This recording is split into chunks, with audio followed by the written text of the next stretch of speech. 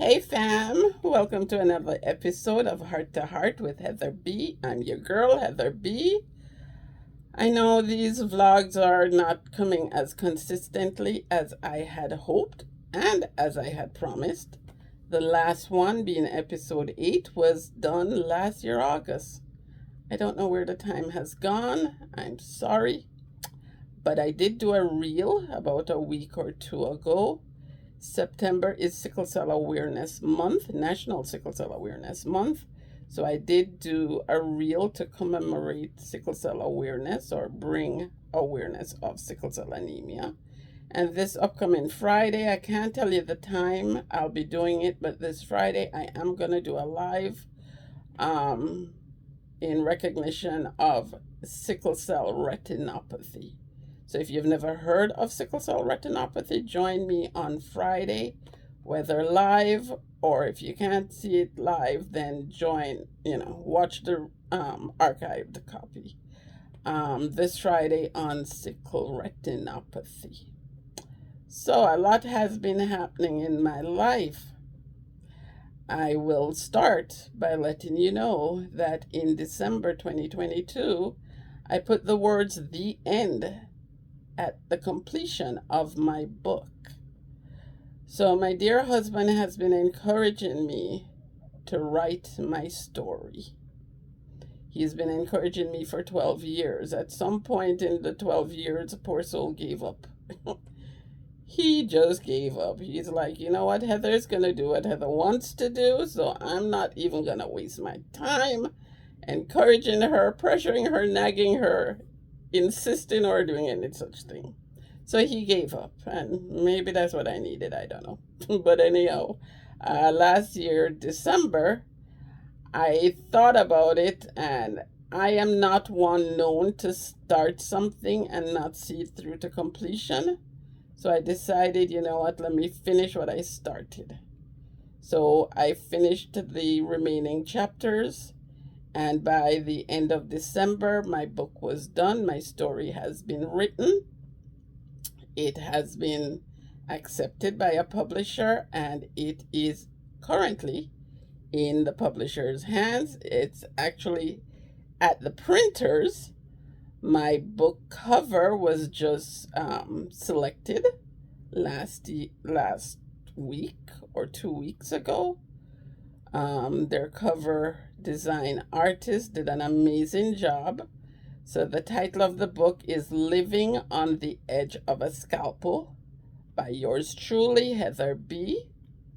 So the book is at the printers, and it will be available for sale anywhere you buy books, online or in bookstores, come middle to end of next month. So look out for Living on the Edge of a Scalpel by Heather B. on Amazon, on Kobo, on Barnes and Noble, Books A Million, Walmart, you name it, it should be there by the end of next month.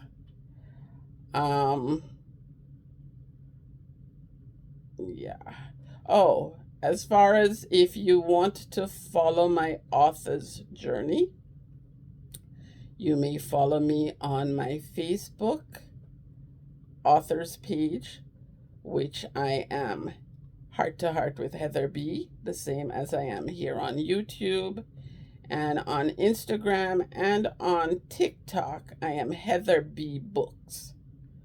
So if you'd like to join me and, see what's going on with my book or where I am in the process, then feel free to become a follower or a fan over there. I'm also on Goodreads as Sweet Lorraine. So if you have a Goodreads account, you can find me on there as Sweet Lorraine. Yeah, that's the best way to find my profile is Sweet Lorraine. Or you can probably find it as Heather B. So yeah, look me up. Join me on my wild journey into becoming a published author. As a matter of fact, so along with writing my story, I also write short stories and articles. So I had written an article back in March and submitted it to various magazines. And about 2 weeks ago, I was notified that one of my articles was selected for publication. And the beautiful thing about it is it's paid publication. So a lot of these magazines, they will ask for articles and the authors send them in, and it's free publicity for the author, um, because the magazine runs their article and their name is highlighted and yada yada yada. But not many magazines actually pay for authors' submission. So this particular magazine is a pay.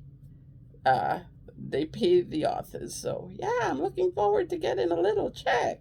I don't know how much, but trust me, it will be appreciated when it is in my hand. So yeah, that's my author's journey update. We did go on vacation in January for our anniversary and also our son's birthday. Well, it was more so his birthday than our anniversary. Um, but yeah, so we had an amazing time. We went on a cruise. If you guys are friends of mine on my personal Facebook profile, you know how the vacation went. I shared lots of lives with you and also shared my agonizing experience of having gone into a sickle cell crisis while on the cruise ship. That was not fun. So, anyhow, we had an amazing time, 10 days, 9 nights. It was wonderful. Came back, started writing. So, I'm writing a 7 book children's series, health related children's series. So I started on book 1, and come May, my right arm decided to go kaput. So my right arm, which is my dominant arm, is pretty limited in its mobility, and it is in incredible amount of pain. At first, I thought it was a sickle cell crisis that I had gone into, and crises don't normally last as long as this was going on. So it started like early May, and by end of May, I'm like, no, this is not a crisis. So I decided to go see my orthopedic surgeon, and he did x-rays and told me what he thought it was, which I didn't really want to hear, but he did, and told me to try and do exercises, to prevent frozen shoulder and different things to do, over the counter meds to try. And I did that for a few weeks, and that wasn't helping. As a matter of fact, the exercise caused me more pain. It actually felt like my humerus, which is my upper arm, the long bone in your upper arm, it felt like it was broken in a million pieces. It was hurting really badly. So I spoke to my hematologist and asked him if he would be so kind as to order an MRI. And he said he would rather not, seeing it's ortho related, he'd rather my orthopedic surgeon do it. So I called the orthopedic surgeon back after he had already done x-rays, and we kind of thought we knew what it was. So it was like, I begged him, I said, you know what, just in case the x-rays may have missed something, can you do an MRI for me? And just let me know what exactly is going on with my shoulder. So he did the MRI, and the MRI came back confirming what the x-ray had shown, that I have avascular necrosis in my right shoulder, and it needs to be replaced. Well, you guys know how I feel about surgery. And if you don't, you'll find out how I feel about surgery in my book called living on the edge of a scalpel. It's called that for a reason. So anyhow, yeah. So this is since maybe July. I have been sitting with this diagnosis, and as my precious son says, he says, "Mom, your book is finished. Don't try and add any new chapters."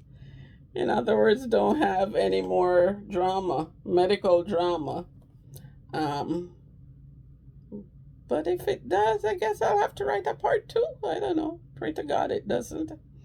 But yeah, that's been what's happening in my life. So, right arm is good as dead. And um, I'm not really interested in doing surgery. I am waiting to do a consult with a shoulder surgeon. So it's so funny. These specialists, they subspecialize. So the guy I went to, he's a orthopedic surgeon, but he does hips and knees. He doesn't do shoulders. And if you go to the shoulder person, he doesn't do hips or knees, and he doesn't do elbows or wrists. It's like it makes no sense. But anyhow, I am waiting on the shoulder surgeon to make an appointment with him, just to consult, hear what he has to recommend. But if surgery is what he's recommending, I'm going to say thank you and no thank you. I really don't know what that will mean for me because, as I said, my shoulder right now is pretty useless. I spend most of my days with my arm in a sling, and yeah, it's a little bothersome. So I don't know. Maybe he'll say something to convince me and I'll go forward, but if not, I will just have a lame arm. And I don't know, maybe I'll teach myself how to become, you know, left handed. Yeah, I can do that. Anyhow, guys, this is the update. And I look forward to speaking to you guys again on Friday in regards to sickle retinopathy. So until then, have a great day. Thank you for joining me, and we'll talk again soon. Ciao.